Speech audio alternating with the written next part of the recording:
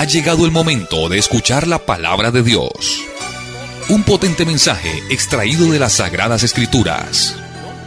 En la voz del pastor Carlos Hoyos. Hermano Carlos, empezamos fuerte. Dice, hermano, Dios le bendiga. Mi pregunta es, ¿un pastor puede casar una persona que no es creyente?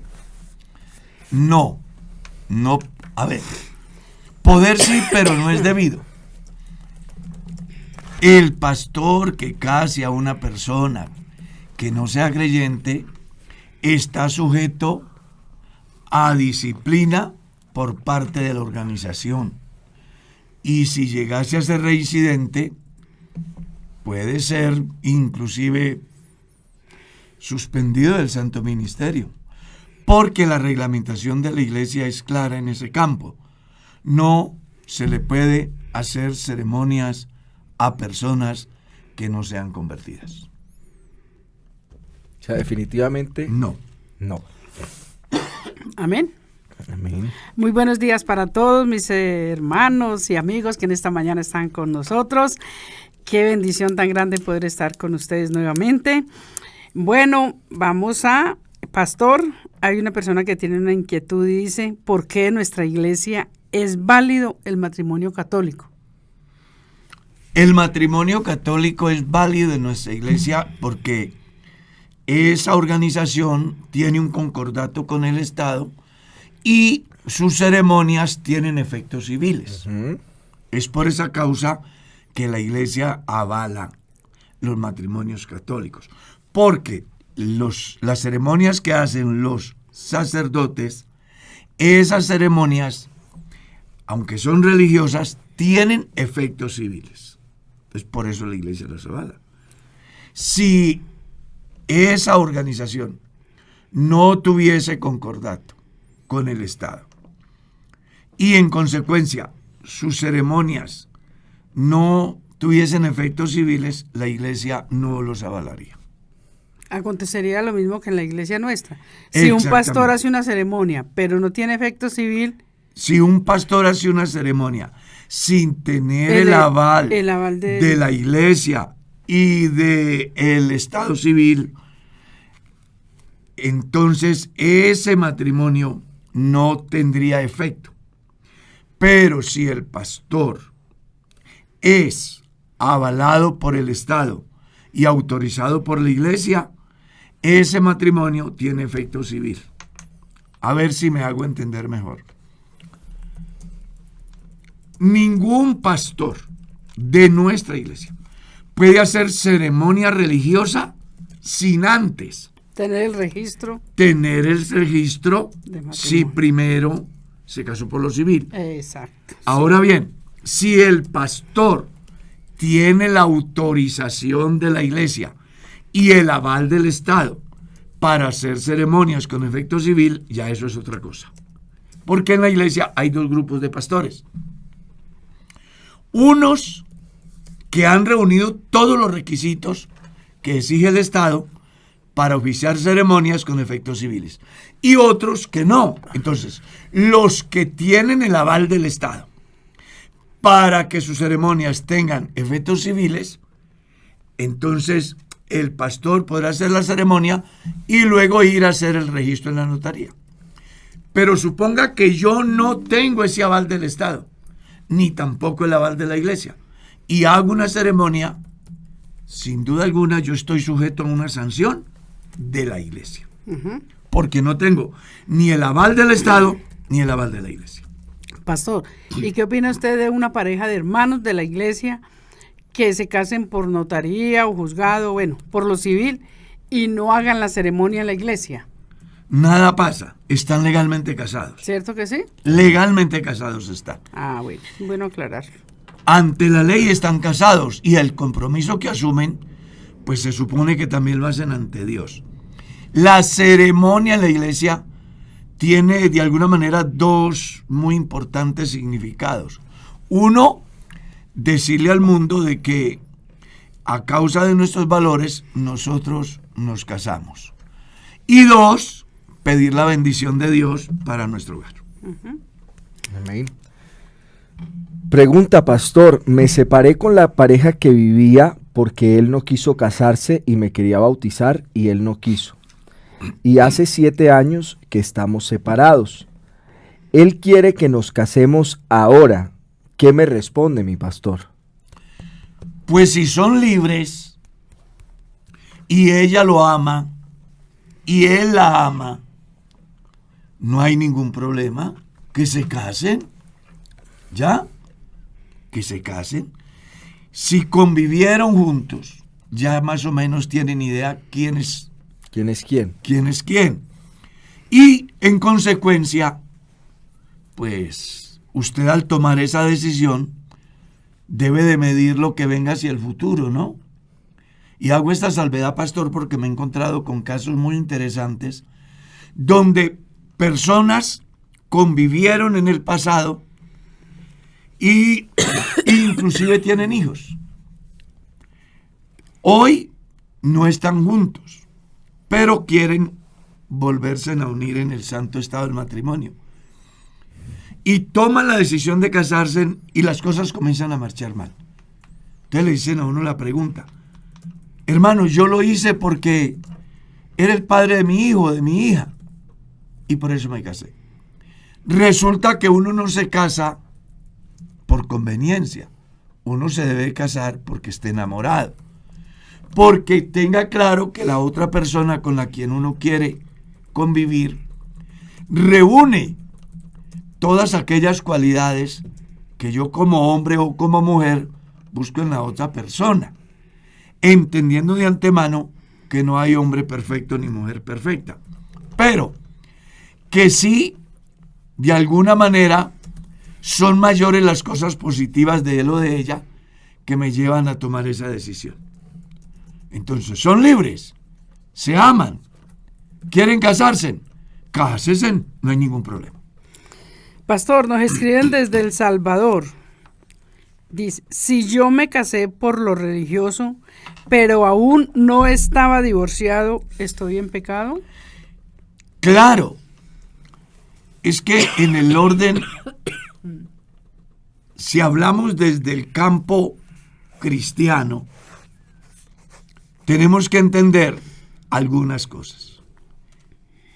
Si el matrimonio religioso fue hecho por una persona que tiene el aval del Estado para oficiar ceremonias con efectos civiles, no hay problema.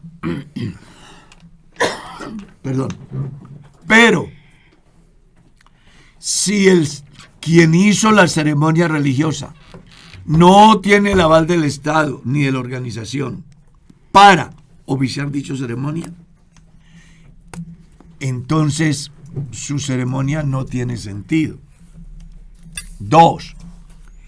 Si él no estaba divorciado y se ha casado por lo religioso, ha hecho muy mal el líder religioso. Si sabía que él estaba en proceso de divorcio y los casó, está muy mal. ¿Por qué? Porque este hombre está casado, no se ha separado legalmente, y al hacerle una ceremonia es avalar el pecado, es avalar el adulterio. Entonces, a esta persona, ¿qué se le recomendaría? Haga primero su proceso de divorcio. Aclaramos que no es miembro de nuestra organización. Y luego organícese, cásese otra vez y después de ello, en su comunidad, que le hagan su ceremonia. Pero si se casó por lo religioso sin resolver lo civil, está en adulterio. Simplemente está en adulterio. Amén.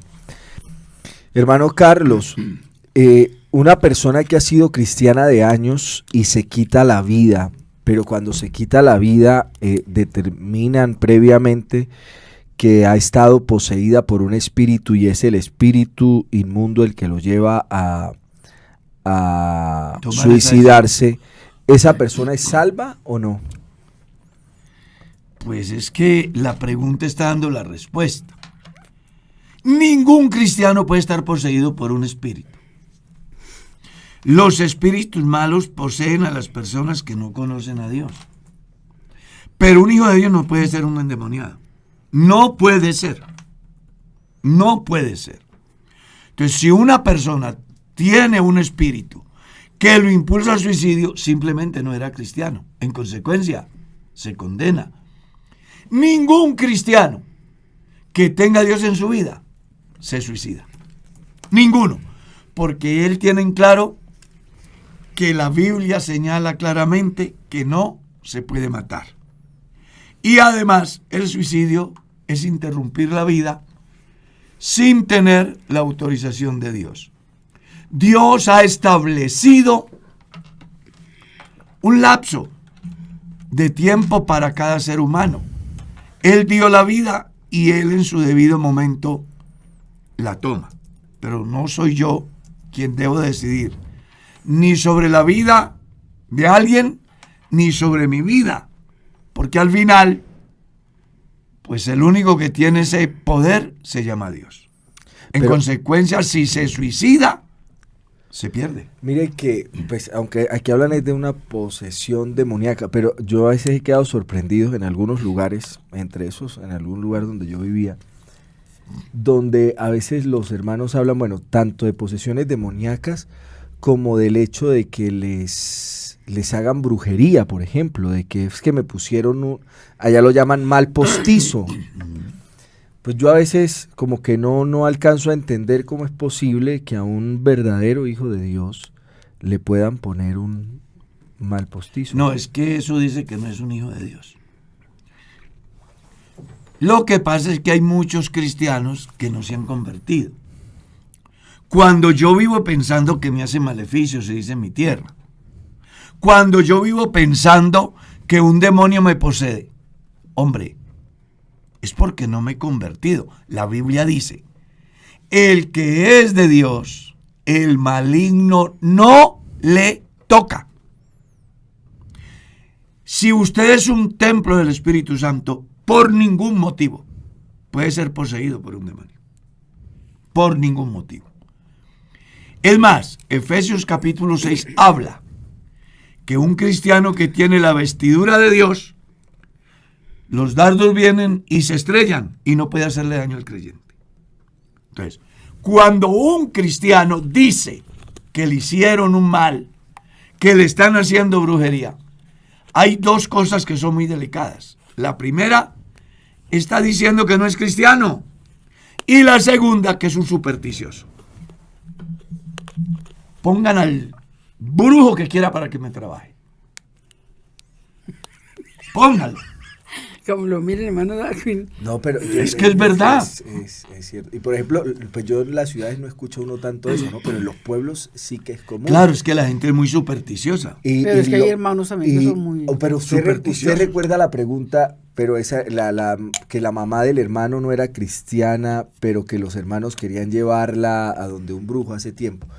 Y eso, digamos que yo lo he escuchado, o sea, cristianos, bueno, llamémoslo cristianos. Cristinos. Que llevan a sus hijos a lugares para que, o sea, por ejemplo, les dicen, no, tiene una alteración psiquiátrica. No, eso es un mal postizo. Y entonces yo en algún momento, no, eso factiblemente sí sea, déle el tratamiento. No, yo me la voy a llevar para tal lugar, que hay un medio brujo que sí, tal cosa. Y yo digo, pero ¿cómo? Si usted es cristiana. No, es que contra eso no hay otra forma, es eso lo que la... No se ha convertido. Bueno, usted sabrá no lo se que ha hace. convertido. Uy, No se ha convertido una persona de esas. Hay que llamarla al arrepentimiento. Los cristianos, la Biblia dice que ninguna arma forjada podrá contra ti. La Biblia dice que el que habita al abrigo del Altísimo mora bajo la sombra del Omnipotente. La Biblia dice que estamos revestidos de Cristo. Es muy común uno visitar familias donde encuentra uno expresiones de superstición, ¿no? Y uno como pastor lo que hace es decirle a la persona, venga, ¿qué pasó aquí? Yo hice una visita con el hermano Carlos íbamos entrando y vi una mata de sábila. Y le digo, no, que la próxima vez que venga, que yo no vea esa mata de sábila en la puerta. No, pero es que un cristiano con una penca de sábila patas arriba en la puerta de la casa. Yo no me pude quedar callado. Así. Venga, ¿qué hace esa penca de sábila ahí? Pues si son cristianos hay que decirle la verdad. Yo acepto que una persona que no conoce a Dios, pero alguien que fue bautizado, que abrazó, dice la fe cristiana, y tiene una penca de sábila en su casa, para la buena suerte. No, que es que... No, decídase, ¿es o no lo es? Así de sencillo. Tú si me dices, no, pastor, es que yo soy medio cristiano. Ah, bueno. Pero yo cristiano. Necesitamos gente que le diga la verdad a la gente. Eso es estarle sobando el paño a la gente para que estén dentro de la comunidad sin convertirse. Eso no tiene sentido. A la gente hay que predicarle la verdad. La Biblia dice que es mejor la reprensión manifiesta que amor oculto. Que el amor oculto. Yo lo amo tanto, entonces pues le tolero el pecado. A la iglesia llegó una pareja. Pastor, yo necesito que ore por ella.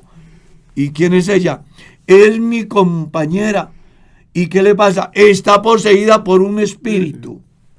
Y sin que yo le dijera, él me dijo, lo que pasa es que yo dejé mi esposa y me vine con ella. Y usted lo que tiene es que arrepentirse. ¿Qué hace usted con un hombre casado? De una. ¿Qué hace usted con ese hombre que es casado? ¿Y usted qué hace con una mujer que no es su esposa? Váyase, busque a su mujer. Arrepiéntase. Que usted lo que necesitan es arrepentirse. Eso es lo que usted necesita. Mientras ustedes no teman a Dios, ustedes son simplemente una casa con la puerta abierta para que el diablo venga y haga lo que quiera. Ciérrenle la puerta. ¿Cómo? Conviértase en a Dios. Y el problema se arregla. Siga. Pastor, mis dos hermanos mayores fueron bautizados por un hermano que no tenía licencia para bautizar. Mi pregunta es, ¿este bautismo es válido? Depende de la circunstancia, porque si el que lo bautizó es un hombre que ejerce el ministerio y antes de bautizarlos habló con el conducto regular, que es el pastor superior, seguramente que ese pastor superior le dijo, yo no puedo resolver esto, voy a llamar a mis directivos. Entonces llama a los directivos del distrito. Seguramente que los directivos del distrito dirán, yo no puedo resolver esto, voy a llamar a la autoridad superior de la iglesia, que es el consistorio de ancianos. Entonces el consistorio dice, venga, si a causa de que no hay vías, el pastor que bautiza está muy distante, la persona que solicita el bautismo lo hace con urgencia y el pastor no puede ir, pues nosotros les damos la autoridad desde aquí para que el pastor autorice al pastor que tiene licencia local o licencia de predicador y lo bautice. Si esa personita surtió ese proceso, los que son bautizados por él quedan bautizados porque tienen la autoridad delegada de sus superiores. Pero, ojo, si el que los bautizó no tiene la investidura dada por Dios a través de la iglesia, ni tampoco la autoridad delegada por sus superiores, sino que es un don cualquiera que bajo la figura de libertad hace eso, esas personas no están bautizadas. Y hago este comentario porque en el pasado nos dimos cuenta de una mujer que vio a su marido que está enfermo y dijo, no, pues yo lo voy a bautizar. La mujer bautizó al marido sin ser. Es increíble la gente hasta dónde llega cuando Dios tiene un orden. Ahora dirá alguien, y entonces si la persona se muere sin el bautismo, ¿qué? Pregunte cuántos años de vida tiene. No culpen a la iglesia, no culpen al pastor, porque ella o él tuvo muchos años para arrepentirse, convertirse y bautizarse. Entonces, si le sorprende la muerte o la enfermedad que lo va a llevar a la muerte y buscando salvarlo, cualquiera suministra el bautismo, el que lo hizo está usurpando una autoridad. Y el bautizado se perdió, porque tuvo todas las posibilidades en su vida y nunca buscó la solución en Dios por la fuente que era. Hay una queja de Dios en el libro del profeta. He aquí 2 males ha hecho mi pueblo. ¿Cuáles fueron? 1, dejaron a Dios fuente de agua viva. Y cavaron para sí. Y fueron y cavaron para sí cisternas rotas que no retienen agua. Y eso es lo que pasa en esos casos. No tienen en cuenta a Dios y en el momento crítico van y buscan agua donde no la hay. Es grave. Sigamos. Pero yo quisiera, hermano Carlos, para no pasar por alto, es que acaban de ampliar aquí la idea sobre la pregunta del espíritu. ¿Sí? Dice, mire, mi hermano, entonces no entiendo qué le pasa a mi hermana. Cuando era inconversa le hicieron brujería que hasta intentó contra su vida dándose puñaladas. Oramos al Señor, mi pastor la oró y el Señor la hizo libre, pero al pasar unos meses, que es hoy en día, mi hermana está otra vez como estaba antes. Estoy muy preocupada por ella y oro al Señor por ella porque está demasiado flaca. A veces llora, a veces ríe sola, es aislada, a veces sale con unas cosas raras y son los mismos comportamientos que tenía antes. Mi mamá está preocupada y no la quiere dejar sola. Teme de que atente contra su vida de nuevo. Pues en ese caso es muy importante que hablen con el pastor de la iglesia. Ella es supuestamente creyente, ¿verdad? El pastor debe de escucharla y hacer un diagnóstico. Eso le iba a decir. Ese diagnóstico puede llevarlo a una de 2 decisiones. Una, buscar la asesoría profesional a través de un psiquiatra, por ejemplo. ¿Cierto? Sí, señor. O 2, una buena terapia pastoral, donde a ella se busque liberarle de la mente del pensamiento del pasado. Porque muchas veces a las personas los persigue el pasado. Y todo se da porque no han entendido la doctrina de la justificación. Y eso los lleva a tener problemas serios. Entonces, es muy importante que hable con su pastor, que el pastor le escuche y él con objetividad dé una orientación si requiere la ayuda profesional en el campo de la salud o si simplemente una orientación pastoral y una oración por ella sea la solución. ¿Ya? Es bueno que eso se tenga en cuenta. Yo le recomendaría que hable con su pastor y que el pastor pues le dé la orientación pertinente. Sí, yo en ese caso quisiera aportar eso. Factiblemente, desde el principio, como lo describe, bueno, ¿cómo decirlo? Partamos de un Desde principio. La obra que Dios hace en un individuo es perfecta. Es decir, si ella fue liberada, si realmente tenía un espíritu, entonces Dios sanó, quitó eso. Si no, factiblemente lo que esté cursando es con una enfermedad mental de origen psiquiátrico, Sí.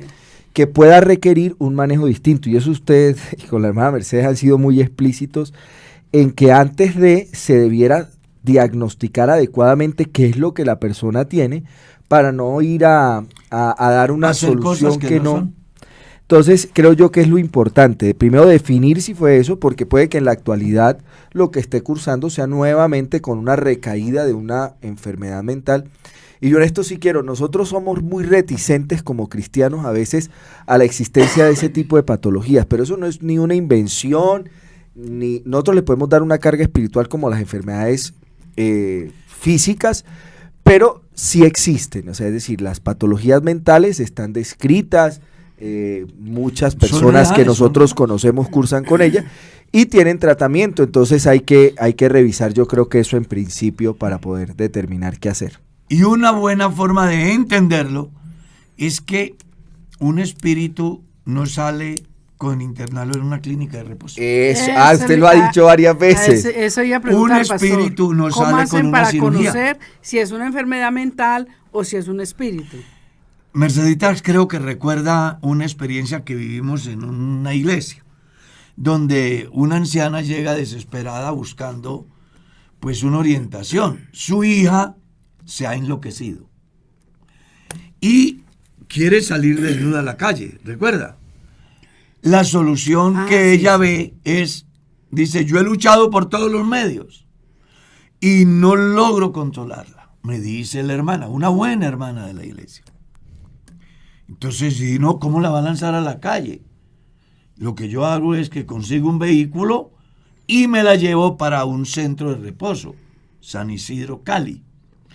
Allá la internamos, yo pagué para que estuviera allá y a los 3 meses la muchacha salió totalmente recuperada, se enamoró, se casó, vive su vida normal, se convirtió al Señor, tiene su familia. Era un espíritu. No era un espíritu. Era una enfermedad mental. Era una enfermedad que tenía ella. Por eso es que aquí hacemos mucho énfasis, pastor, en eso.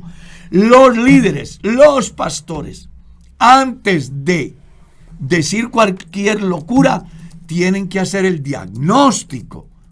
Porque el pastor es como el médico. Sí.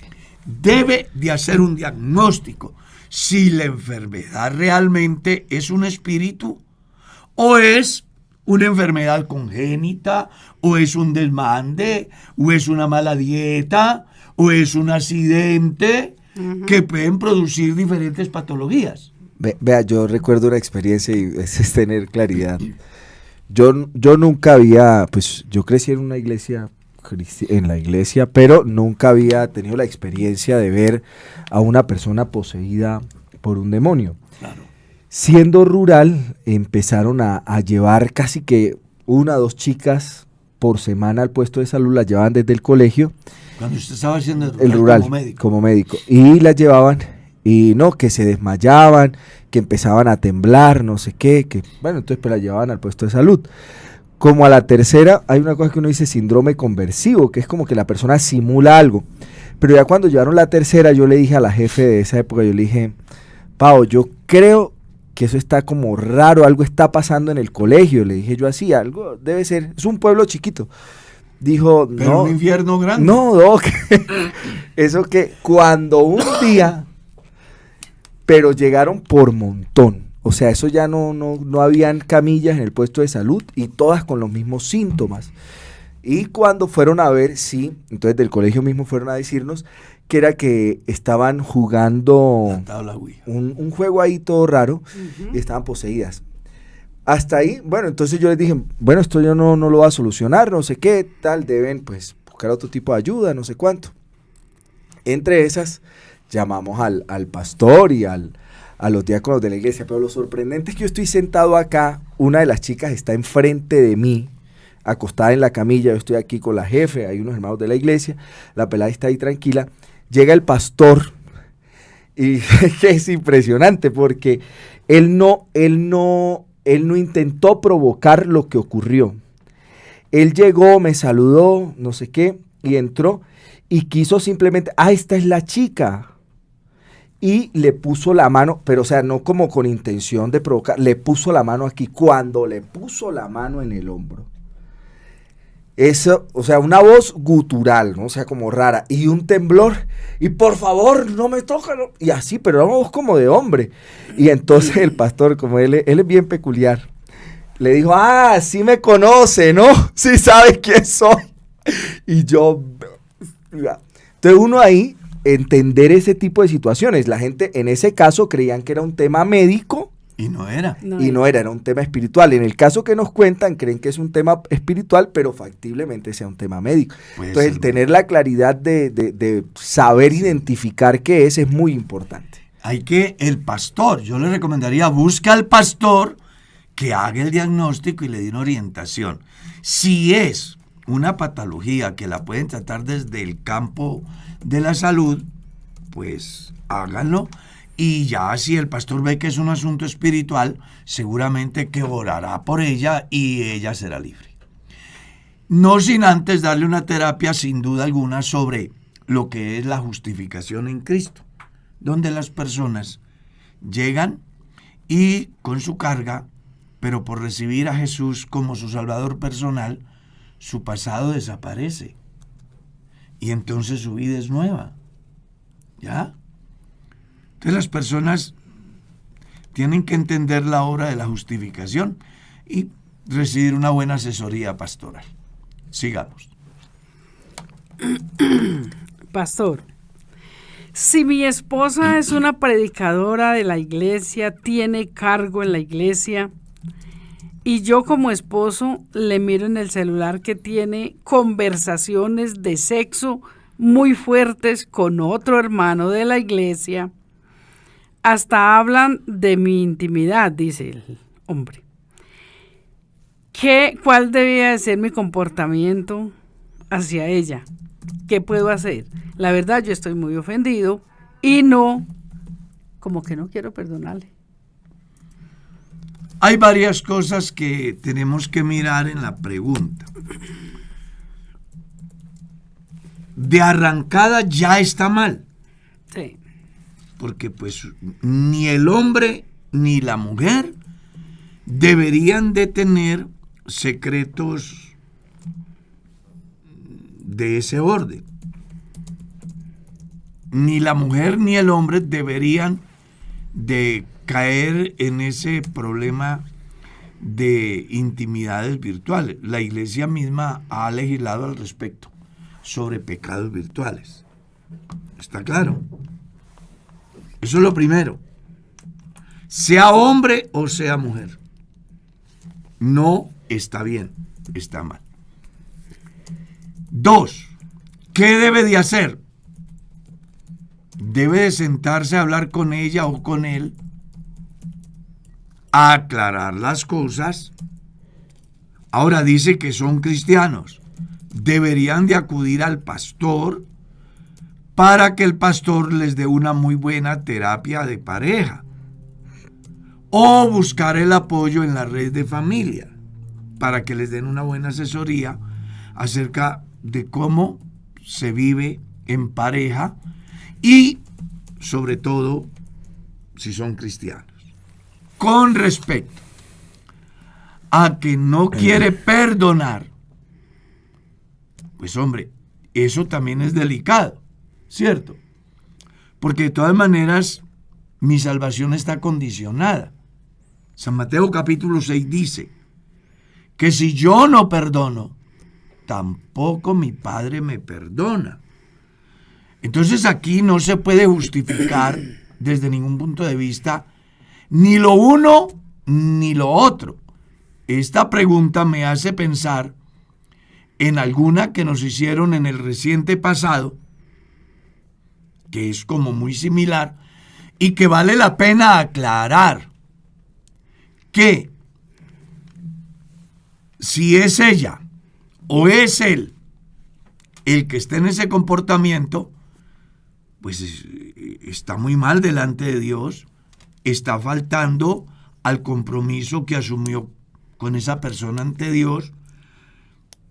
La persona afectada debe de buscar una salida lo mejor posible, tratando de no perder el hogar.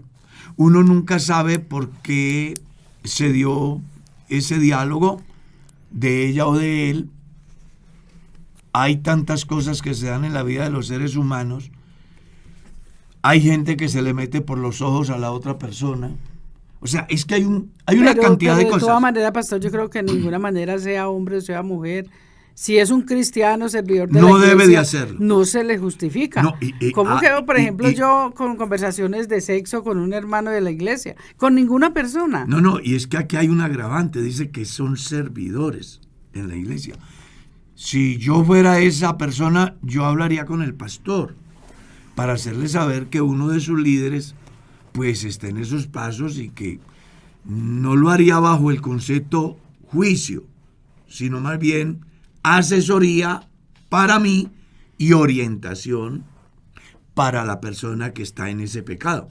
porque de todas maneras está Aparte- pecando. aparte de sea eso- él o sea ella, sea hombre o sea Exacto. mujer. Pero aparte de eso, yo creo que para perdonarle, pues es normal de que él o ella estén ofendidos. Ofendidos. Pero eso no es de que me la hizo, te perdono y venga. No, eso es un proceso. Y depende del comportamiento de él o de ella, entonces uno va a perdonar. Pero no que mi marido, que yo le coja a mi marido conversaciones de sexo con una hermana, Señor Jesús.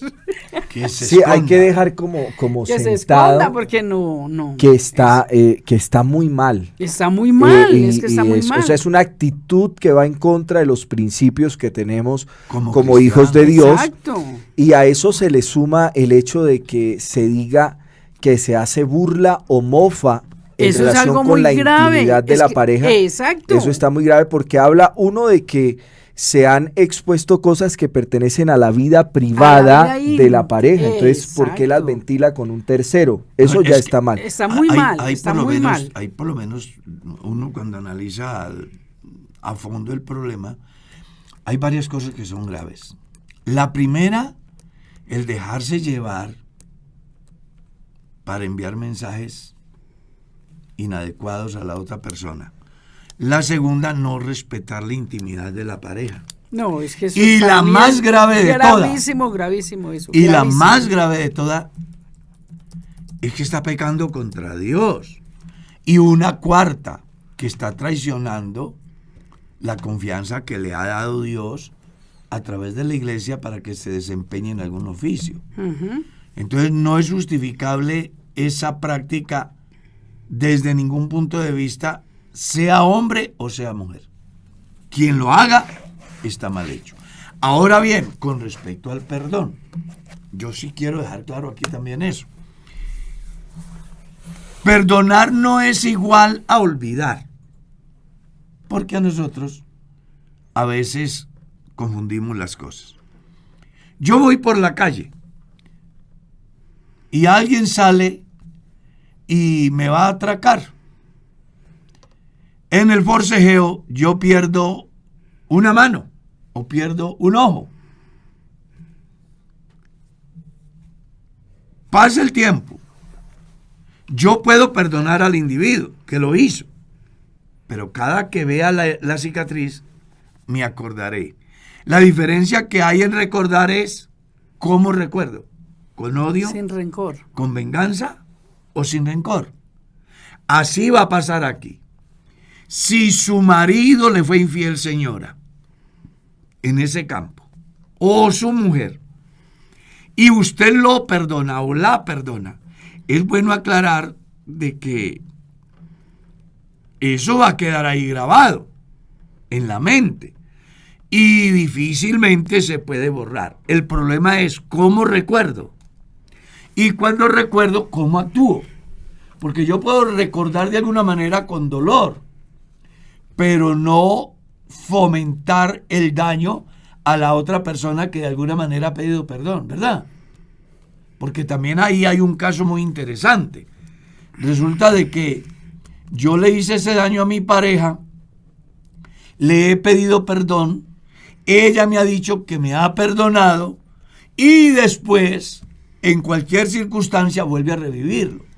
Eso es algo así como cuando voy de camino, me tropiezo, me levanto la uña del dedo grande y todos los días, o mejor, me cuido y a los 2 o 3 días vuelvo y me tropiezo y me lastimo. Pastor, Pues al final se me encangrina el dedo y me mata. Pero si yo me cuido de tal manera que me sane, voy a poder llevar la vida normal.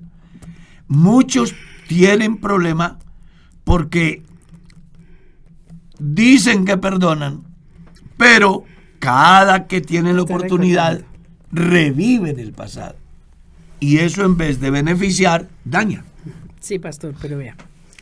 En tiempos pasados, en un programa, el pastor le hicieron una pregunta muy similar y el pastor dijo que la Biblia decía que había que perdonar 70 veces 7. Entonces a mí luego me hacen la pregunta. Digo, o sea que si mi marido la embarra hoy, le perdono. La embarra dentro de un mes y entonces que el marido estaban en la casa escuchando el programa y le digo, ¿sí ve que me tienes que perdonar? Digo, entonces cada que mi marido la embarre yo le tengo que perdonar porque soy cristiana. Entonces yo pienso que en este No, caso... la persona que ofendió está desenfocada. Porque el perdón no necesariamente equivale a tolerar. Ah, bueno, eso sí. Sí, yo ¿Está alguna vez claro? le puse un ejemplo y a mí también, justo, pero a mí me hicieron la pregunta fue después del sermón que el hermano Carlos predicó sobre David y alguien casado me dijo, me escribió al 6, digo, pastor, está pasando esto y esto porque mi esposo se justifica acerca de las veces que me engaña con relación a eso, de que si David se equivocó y tal. Yo tengo una perspectiva, puede que se equivocada, el hermano Carlos ampliará la idea sobre el concepto del perdón. Cuando se habla de ese 70 veces 7 es la perfección o el tipo o la calidad de perdón que se otorga.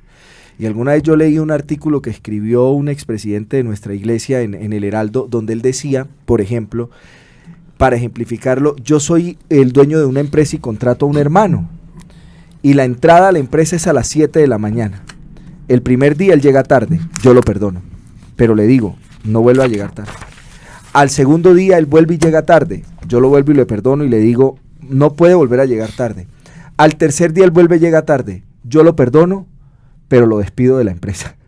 Claro. Yo le otorgué perdón, pero su No, y incumplimiento... lo despido de la empresa y le perdono. Y le perdono. Si no, yo de verdad Pero lo no lo sigo perdono. tolerando. Yo de verdad lo la perdono. esposa. Lo que pasa, Le perdona al marido, ¿sabe? Es que la primera y la segunda y es la que tercera. nosotros, que lo mande.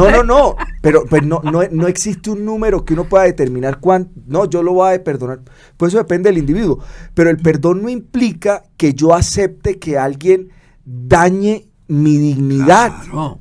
No, pero estamos diciendo que la persona que ofendió está desenfocado, porque Claro. está confundiendo perdón con tolerancia.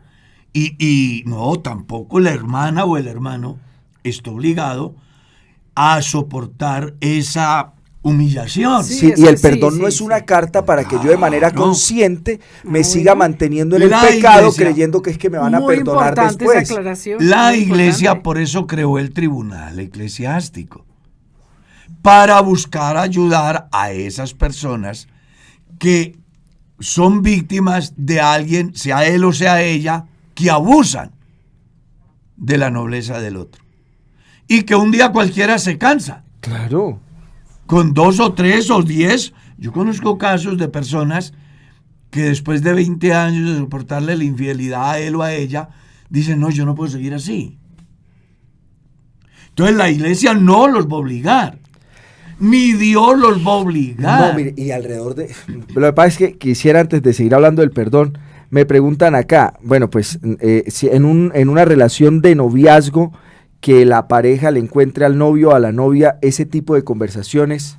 Si el desayuno está malo, el almuerzo será peor. Sí, Pare, no siga por ahí. sí, no. No siga por ahí, porque se va a estrellar. Es que si yo de novio no respeto a mi novia, de casado, Menos. menos. Dijo mi mami, después de pájaro cogido, palo con el diablo. Así es. Entonces, ojo, es muy importante que quien tiene este problema, sea hombre o sea mujer, porque sé que lo sufren los hombres y lo sufren las mujeres, no confunda perdón con alcahuetería, con tolerancia.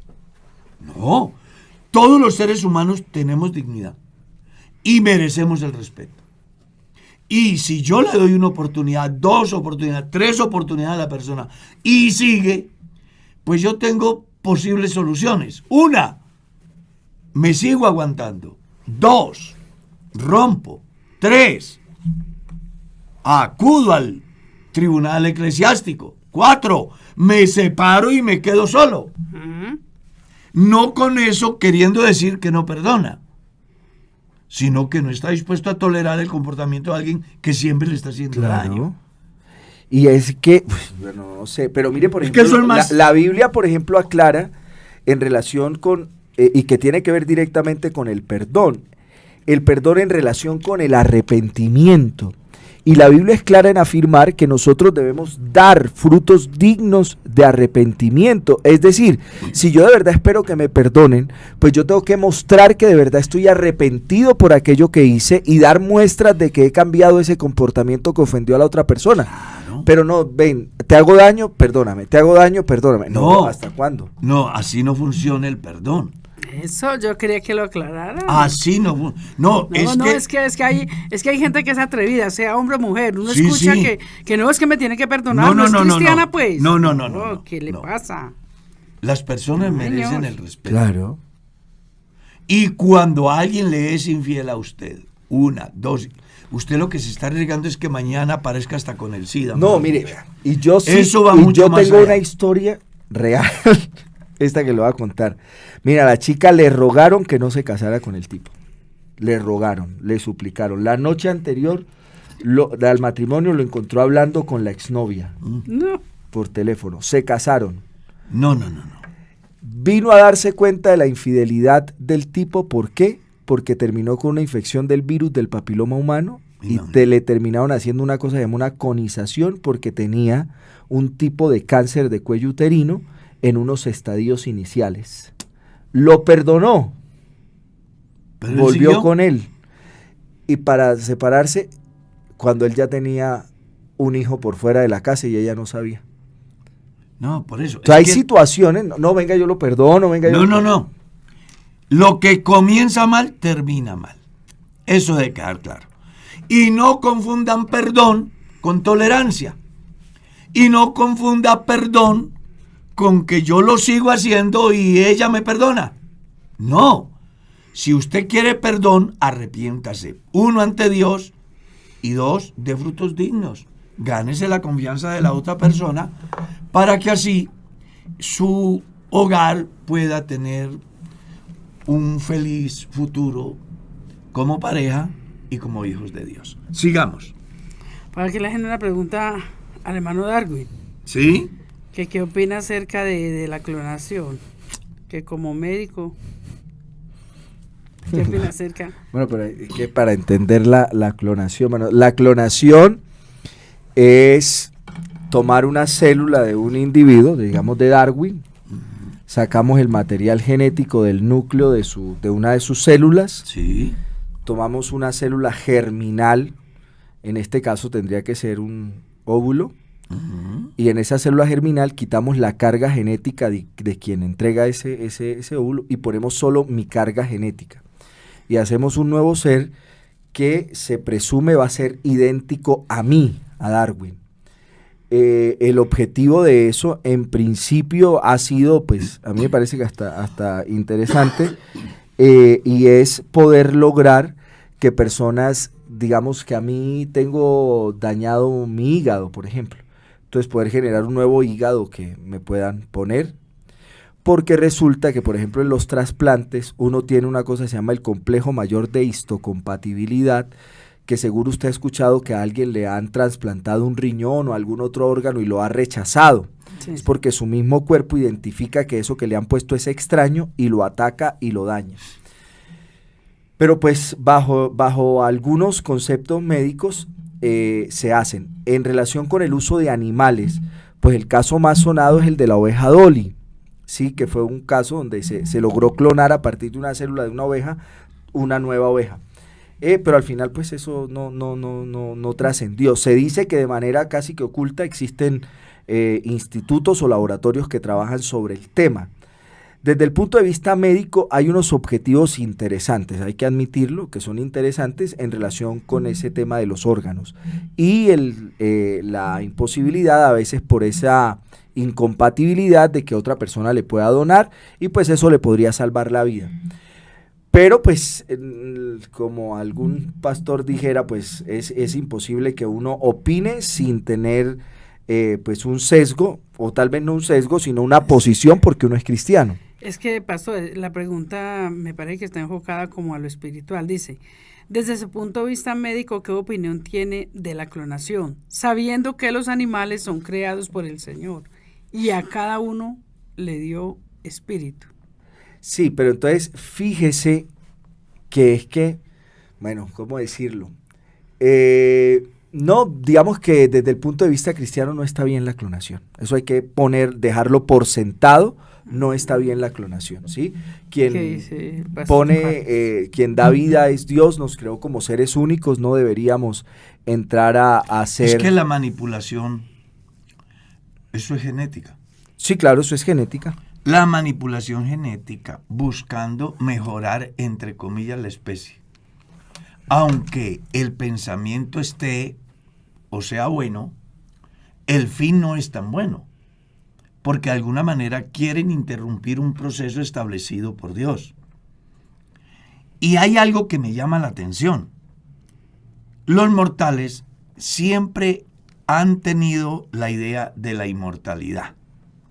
Y se les olvida que solo hay una manera. Y que no hay que hacer ninguna manipulación genética. Sino más bien un cambio de corazón que solo hace Dios. El día que Dios meta su mano en la vida de quien le permita, ese día la persona tendrá lo que siempre quiso.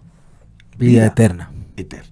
Sí, entonces sí hay que dejar por sentado que desde el punto de vista cristiano, y por eso digo que no es un sesgo de opinión, es una postura influenciada por lo que yo soy, y claramente la clonación no es aceptable. Ese tipo de manipulación genética no debe ser aceptado por nosotros, porque Mire, va en contra de los principios de cristianos. de los davidianos, ¿se acuerda? Davidianos. Davidianos, que sacaron el argumento que fue noticia mundial, ¿no? Sí. Que cada uno podía tener un Jesucristo en su casa porque habían hecho una clonación, no sé qué, de... Eso no, realmente debe quedar claro que desde el punto de vista bíblico, teológico, cristiano, la clonación no es avalada por Dios, ni por la iglesia, ni por la Biblia. Sí. Sí, lo que iba a decir es que porque algunos consideran que la vida no comienza cuando se da la concepción, pero ahí comienza la vida. Ese no es un concepto, claro. Y ese no es un concepto, yo lo dije estos 2 viernes en el programa de las hermanas Dorcas, ese no es un concepto teológico. Y yo acudo a un concepto teológico para darse por sentado que ese es un concepto científico. La vida comienza desde la concepción, desde ahí comienza la vida. Y eso encaja perfectamente con el principio bíblico. Mi embrión vieron tus ojos. Y en tu libro estaban escritas todas aquellas cosas. Eso. Entonces, ese es un concepto que hay que dejar por sentado y claro. Está bien. Claro que sí. Si alguien quiere tener vida eterna, ya saben cuál es el camino. Pastor. Sigamos. Hermano Carlos, le quiero hacer una pregunta que usted me envió hace un par de días, que le habían enviado y no hemos respondido. Dice por acá, tengo una pequeña discusión con un católico que cursó un seminario. El tema a discutir es sobre el sacerdote. Y son varias preguntas. La primera, ¿está vigente el sacerdocio católico en el Nuevo Testamento? Nunca el sacerdocio católico es bíblico. Nunca. Por donde usted lo mire. Regla número 1. Los sacerdotes tenían que ser casados. Entonces no encaja en la manera como se disponen los sacerdotes. Ya descartémoslo de una. 2. ¿Existe el sacerdocio en el Nuevo Testamento?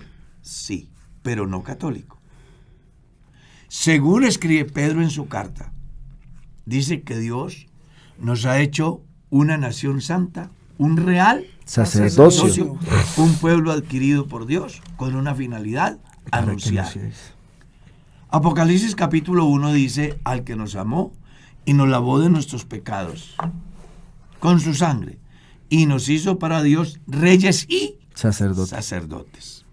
En el capítulo 5 de la carta a los Hebreos hace una comparación acerca de la filosofía o la finalidad del sacerdocio mosaico y lo que representa hoy. Porque, ojo, el sacerdocio levítico es diferente al sacerdocio católico y es diferente al sacerdocio u oficio sacerdotal de Cristo y en consecuencia de la iglesia. Son 3 cosas diferentes. El sacerdocio levítico fue dado por Dios a una tribu y sus hijos heredaban el sacerdocio. ¿Está claro? El sacerdocio católico es el resultado de un seminario, no de un llamado por Dios. Es una carrera que una persona hace, como el doctor Darwin le plació la medicina y se fue a estudiarla. Él se va para el seminario y hace sus 4 o 6 años de filosofía y teología y se gradúa como teólogo o como filósofo y sale a ejercer según su organización. Pero cuando hablamos del sacerdocio del Nuevo Testamento, estamos hablando de esos hombres y mujeres a quienes Dios, en su infinita gracia, los salva y les entrega funciones intercesoras a favor de los pecadores ante Dios y además funciones de concientización. Porque ¿cuál era la función del sacerdocio levítico? Ubicarse entre Dios y el pueblo, para decirle a Dios, tenga misericordia del pueblo. Y para decirle al pueblo, Dios está airado a causa de sus pecados. Esa era la función del sacerdocio levítico. ¿Cuál es la función del sacerdocio en el Nuevo Testamento, refiriéndonos no al sacerdocio católico, sino al cristianismo genuino? Es ese: predicarle al mundo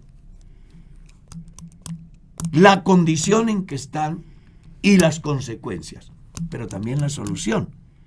Y además, decirle a Dios que tenga misericordia de la gente para que no se mueran sin Cristo. Entonces la gente tiene que establecer las diferencias. El sacerdocio católico no tiene asidero bíblico.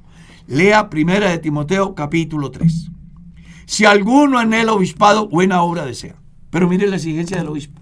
Número 1, irreprensible, marido de una sola mujer. Los sacerdotes católicos les es prohibido casarse. Que gobiernen bien sus hijos. Que gobiernen bien su casa. Que tengan sus hijos en sujeción. Sí. Y explica, porque el que no sabe gobernar su propia casa, ¿cómo cuidará de la iglesia de Dios? Entonces yo le recomendaría a la persona que tiene la inquietud que descarte por completo el sacerdocio católico. Porque el sacerdocio católico es igual al sacerdocio que ejercían los profetas de Baal o de Astarot o de todas aquellas. Hay sacerdotes de ratas. En el Asia hay templos para las ratas, hay templos para las serpientes y tienen órdenes sacerdotales que cuidan de esos bichos y que le dan prelación a ellos antes que al alma misma y que a la razón eterna del ser humano. Entonces, aquí en el campo del sacerdocio católico simplemente descártelo, que no es bíblico. Y dice que es sobre, otra pregunta es sobre remitir, perdonar pecados y absorberlos. ¿Los sacerdotes tienen autoridad? Hebreos capítulo 10, verso 11. Ciertamente, todo sacerdote, día tras día, se presenta para ofrecer los mismos sacrificios que nunca pueden quitar los pecados. Y no se refería al sacerdocio católico. ¿Cuál es la cita, pastor? Hebreos 10, 11. Y no se refería al sacerdocio católico, se refería al sacerdocio mosaico, que estaba ceñido a la normatividad mosaica. Y a la normatividad bíblica. Claro.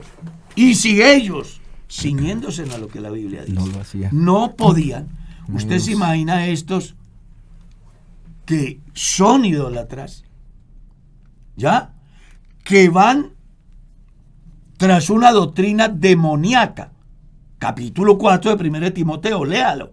El Espíritu Santo dice que en estos posteros tiempos algunos apostatarán de la fe, escuchando a espíritus engañadores y a doctrinas de demonio por la hipocresía de mentirosos que, teniendo cauterizada la conciencia, prohibirán casarse. Es una doctrina demoníaca el celibato. Ay, Señor. No lo digo yo, lo dice la Biblia. ¿Cómo es esta palabra, Señor? Yo ofrezco excusas y de pronto piso. Y eros susceptibilidades. Exactamente. No es el ánimo, simplemente estamos diciendo lo que la Biblia dice. Es una doctrina. El celibato es una doctrina diabólica, porque condena al hombre a ir en contra de lo establecido por Dios. termina siendo un pecado contra la naturaleza que Dios puso en nuestra pues vida. por eso escuchamos los escándalos que salen cada día. ¿Usted sabe cuántas demandas hay? ¿Y cuán grande es el desprecio? Estaba mirando la encuesta en Centroamérica. No sé si usted la miraría. ¿Cómo el sistema que se rige por sacerdotes católicos va en picada? ¿Por qué? Bueno, por el abuso de niños. Por un sinnúmero de vejámenes que van en contra de, hombre, de la naturaleza y de temor y de respeto por la vida del otro.